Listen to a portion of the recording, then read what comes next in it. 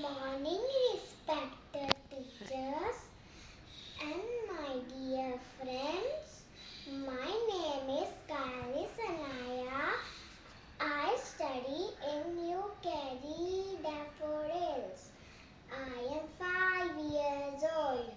I am going to recite a poem on beauty of nature. You know me well. I am a rain. I am source of water, one of the main. I am your friend. I am a tree. I am a home for birds and bees. I am a small little hill. I was climbed by Jackingale. I am a river. My water is cool. I am like a big pool. I am a mountain, big and small. I am so strong, I can't fall.